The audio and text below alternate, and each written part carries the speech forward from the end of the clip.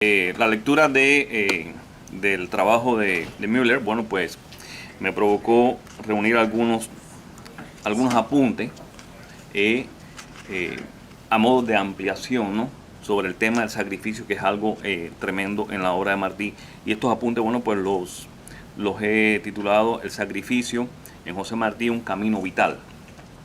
Cualquiera que se plantee incursionar en la obra del apóstol no le quedará otra opción que experimentar un raro asombro ante la historia.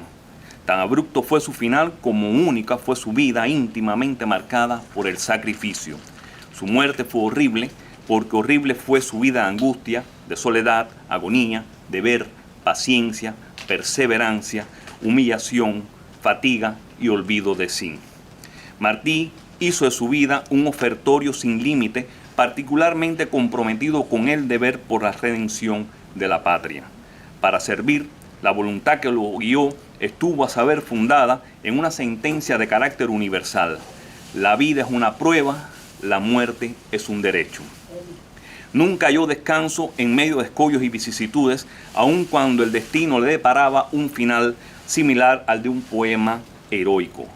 Yo moriré sin dolor, será un rompimiento interior, una caída suave y una sonrisa. Por supuesto, estamos hablando aquí de una experiencia interior, porque sabemos que la caída del caballo no fue suave.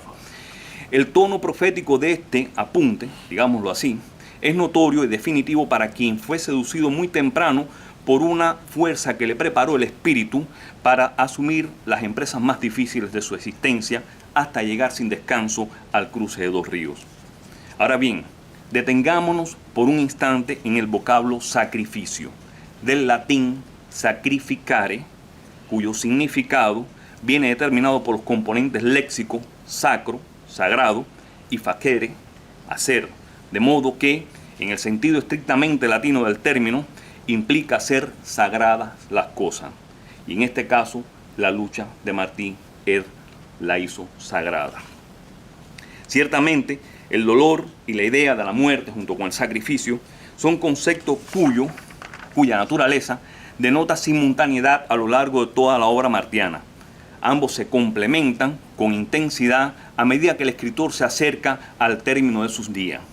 A tenor de estas consideraciones, podemos convenir que Martí se sabe condenado por varias causas, a saber, su salud físicamente perennemente resquebrajada, entre las muchas maluqueras o morideras, como él mismo le llamaba. Martí asistió también o sufrió de sarcocele a causa de la cadena que llevó en presidio, y precisamente de esa cadena que uno de los investidos aquí ha replicado el anillo de la cadena de plata, y que yo tengo el honor de llevar uno también. Muchas gracias, René. Según el doctor Juan Cisneros Correa, que fue su médico de cabecera en Nueva York, esa cadena le provocó una lesión inguinal que le provocó tener que ser operado varias veces por los padecimientos, ¿no? Y agréguense también el tumor de la pierna derecha, los padecimientos digestivos, los problemas en las vías respiratorias, etc. Por lo demás, en el plano sentimental ya se mencionó aquí su matrimonio resquebrajado, deshecho completamente, y en el orden político, sobre todo, la década de 1880, por ejemplo, fue extensivamente una década muy convulsa en la vida de Martí, porque fue objeto de espionaje por la David Company y por la Pinkerton también, que fueron pagadas por la Capitanía General de La Habana. Es tildado también de iluso por exaltar el ánimo de los exiliados cuando desembarcó Calixto García en Cuba con la empresa aquella que inmediatamente fue un fracaso también. De manera que enfermedades, desamor, soledad, espionaje, intrigas e incomprensiones políticas, liderazgo patriótico, por supuesto, y trabajo incansable trascienden de un tirón toda esa década de 1880 para concluir en el atentado que le puso al borde de la muerte en 1892. De conjunto, el sufrimiento y el dolor son significados intrínsecos a la muerte, o a la imagen, de Cuba, que solicita, invita a batallar a lo magno, a este Martí, según lo describe en su poema Dos Patrias. Ya en un texto tan temprano como el presidio político en Cuba, se ha manifestado esa misma idea de esa Cuba que lo invita a batallar. Y cito: mi patria me había arrancado los brazos de mi madre, y señalado un lugar en su banquete. Yo besé sus manos y la mojé con el llanto de mi orgullo, y ella partió y me dejó abandonado a mí mismo. Aquí, la sublimación de la patria adquiere un carácter sagrado, como dije al principio, en la lucha de Martí por la redención de la libertad de su pueblo. No es de extrañar entonces que, roído por la cal y el sol de las canteras, asistiera atónito a un banquete cuya alegoría simboliza los desmanes de la patria fustigada por el gobierno español. De hecho, la experiencia juvenil del presidio selló desde entonces un apostolado de amor y servicio que colmó quizás el momento más feliz de su vida, como lo mencionamos ahorita, en aquel lance fortuito acaecido en el 19 de mayo de 1895 en el cruce de agua de Dos Ríos. Una vez salido del presidio, de haber descendido a los infiernos sin un Virgilio que lo guiara, sale a la vida allí en la finca de la familia Sardá. Y allí, sumergido en las lecturas de la Biblia, pues reafirma quizás ese carácter profético de lo que sería su vida. Sufrir por la patria será el fundamento de su existencia, su gran prueba espiritual. Y dice, todas las grandes ideas tienen su gran nazareno, afirmó. Admite, por tanto, la necesidad del sufrimiento como un modo de expansión espiritual y considera su agonía existencial como un modo de redención para la nueva nación. Y cito, en esta tierra no hay más que una salvación, el sacrificio. No hay más que un bien seguro que viene de sacrificarse, la paz del alma. Todas las desventuras comienzan en el instante en que, disfrazado de razón humana, el deseo obliga al hombre a separarse, siquiera sea la desviación imperceptible del cumplimiento heroico del deber. El martirio, he ahí la calma.